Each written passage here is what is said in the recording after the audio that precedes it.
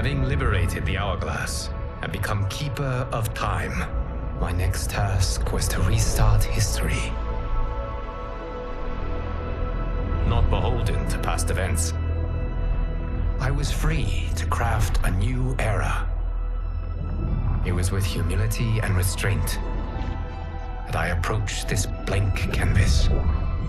After careful preparation, I began work, painting over the darkness. After eons passed, I sketched out the realms. After eons more, I brushed them in with life.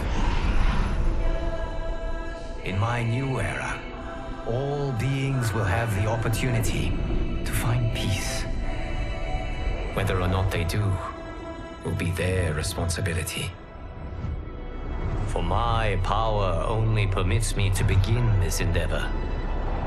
It is the duty of mortals to finish it.